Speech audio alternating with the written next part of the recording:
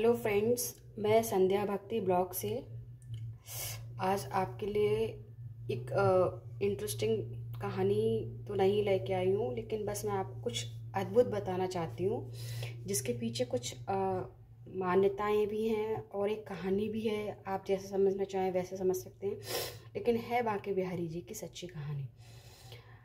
लेकिन आप जानते हैं कि कितना अद्भुत मंदिर है और कितना सच्चा मंदिर है और कितनी इस समय भक्ति भाव इतना फैल चुका है। बांके बिहारी के प्रति सबकी श्रद्धा और भक्ति इतनी सच्ची हो चुकी है कि लोग बांके बिहारी मंदिर के दर्शन करने के लिए कितना भीड़ है इस समय आप देख सकते हैं। जाके आप मंदिर में जब दर्शन करने जाएंगे आपको पता चल जाएगा। आज भी इतनी भीड़ थी कि लोग दबते दबते बचे हैं, इतनी भीड़ उमड़ रही है बांके बिहारी के मंदिर में।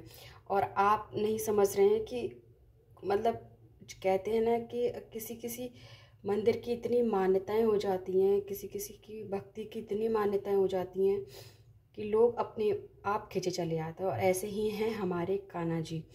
इनकी जब तक भक्ति मैंने नहीं करी थी तब तक मुझे इनकी भक्ति के बारे में कुछ भी नहीं पता था। मतलब पूजा तो मैं करती थी, लेकिन सच बताऊं मैंने देवी माँ की पूजा करी थी अभी तक।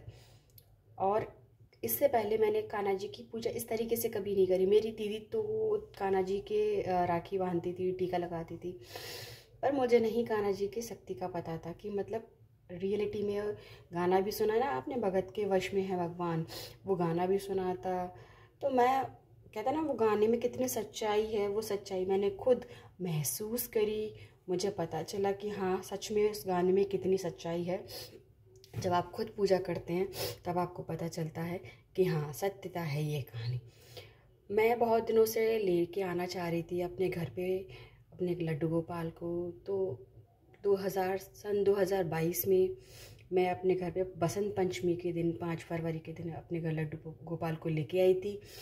और उस हिसाब से मेरे लड्डू गोपाल 2 साल के हो चुके हैं। तो 2 साल से मैं उनकी जिस तरीके से मुझ पर जितनी सेवा बनती है मैं उतनी सेवा करती हूँ, लेकिन उस सेवा में बस मुझे इतना पता चल गया है कि वाकई में कितनी सत्यता है कि उस भक्ति में। क्योंकि वो भक्ति मैं आपको एक्सप्लेन नहीं करूँगी कि कितनी सत्यता है, वो मैं ही जानती हूँ, मैं महसूस करती हूँ तो मैं ही जानती हूँ। उनके भाव, उनका गुस्सा होना, उनका हंसना, उनका भूखा होना, सब मैं समझ सकती हूँ। अंदर अपने आप महसूस होता है।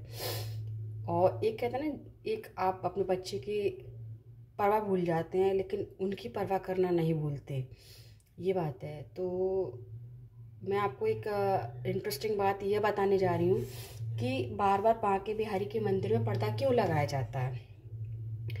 तो बार बार बांके बिहारी के मंदिर में पर्दा क्यों लगाया जाता है, ये वैसे तो सभी को पता होगा, लेकिन जिसको नहीं पता है उसको अब पता चल जाएगा कि बहुत टाइम पहले 400 साल पहले की बात बताते हैं। सुना है हमने कि एक वृद्धा बूढ़ी मतलब एक विधवा औरत थी कि पता नहीं वृद्ध हाँ बूढ़ी औरत थी, उसके कोई संतान नहीं थी।